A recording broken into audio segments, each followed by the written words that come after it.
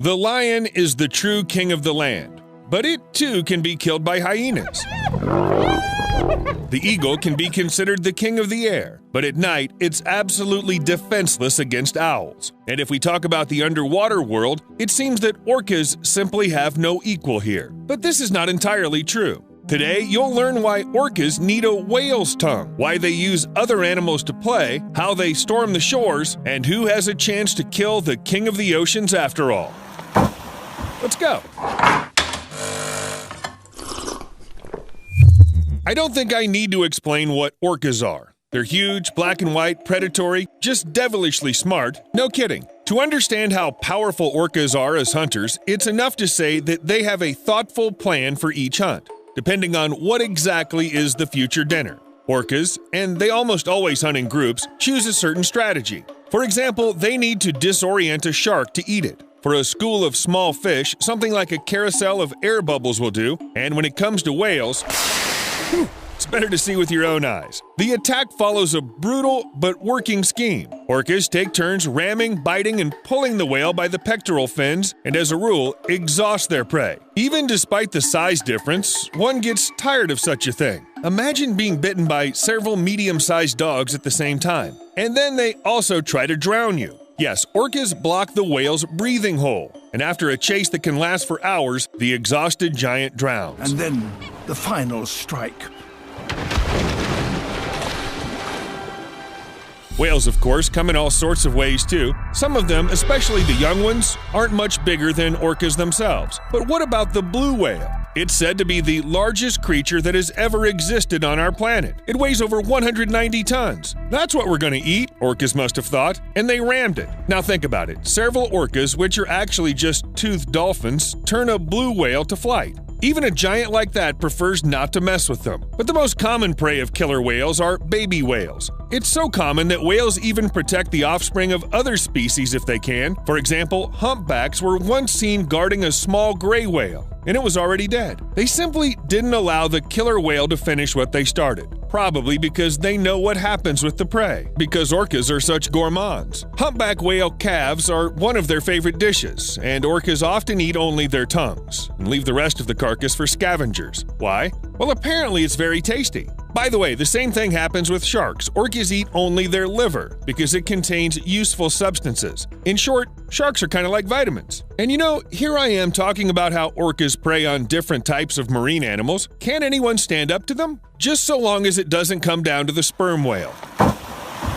Orcas hunt females and calves of this species, but try to stay away from the males. The heavy and powerful tail of the sperm whale has the potential to deliver fatal blows. The exact force of such blows is unknown, but an adult sperm whale weighs about 90 tons. That's about 10 times the size of a classic Routemaster double-decker bus. Orcas wouldn't stand a chance if the sperm whale were a little more aggressive and smarter. Most whales are huge, but they're not really very intelligent. Apparently, all that they have are their tails. What if that same sperm whale was as smart as a human? Hey you! Yep, on the other side of the screen. What would you do if you were a sperm whale suddenly attacked by an orca? Surely you'd turn around faster and hit it with the tail. Or maybe you could use your teeth. Each of them weigh 2.2 pounds. It'd be nice to start using them. Another predator that can fight orcas back is the great white shark.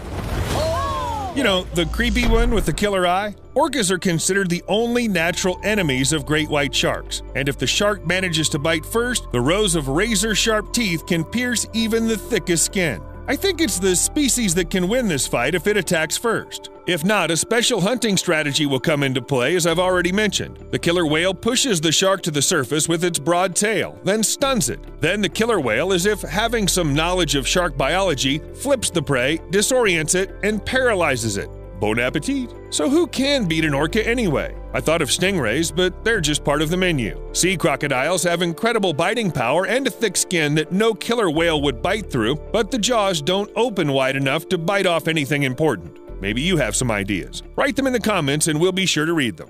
As I said before, orcas have many well-honed hunting techniques that they use depending on their prey, the landscape, I don't know, maybe depending on their mood too. Or they check their horoscope. One technique in particular struck me. Watch the hands, or fins.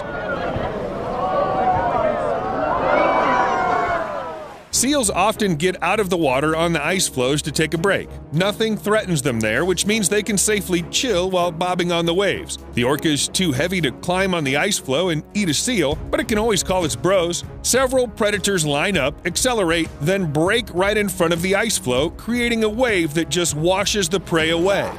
Gehen sie hoch und ja, zack. All the orcas have to do is catch it in the water. There's nothing difficult here. They do it all the time. Sometimes, however, the prey manages to climb back onto the ice, and then the huge wave attack is repeated. Again and again and again. No one's in a rush here, you know. Oh, jetzt. Oh. As you've probably figured out by now, orcas are intelligent, ruthless predators that… What's that? Oh, another one? Maybe it means something. Yes. In addition to their other qualities, orcas are known for their rather strange playfulness. They play like real psychos. Literally. No, seriously, look at this. Instead of just eating a poor seal, orcas play with it like a ball. And again and again. Sometimes it's a kind of practice just to keep their killer skills up. Sometimes it's a demonstration for the younger generation, and sometimes the game remains just a game. Orcas kill because they're bored. Hey Steve, what should we do tonight? Let's throw other animals until they die. By the way, it's not just seals that suffer. Sometimes it could be stingrays, turtles, or even a penguin. God, it's a bird. What's more, not even land will save you, because if an orca decides to eat someone, it will reach its goal. Seals that are about to make it ashore look like a challenge or the perfect prey to play with. And what else would you call this way of hunting? When an orca almost jumps ashore to grab its dinner running away. As if there weren't enough other prey in the sea for the sake of which it's not necessary to break the laws of nature and get on land. However, look at it. What laws? It wants a seal.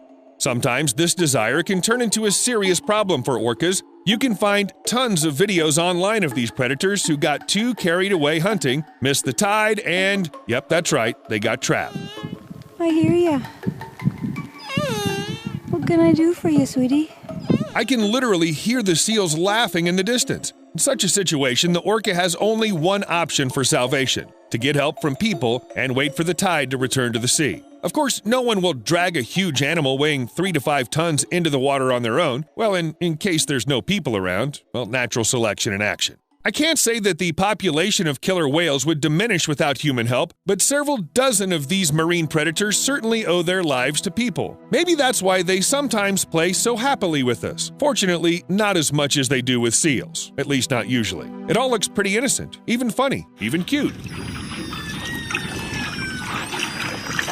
For example, this orca named Luna lost its family and is so used to people that it acts like a playful puppy, a multi-ton sea puppy.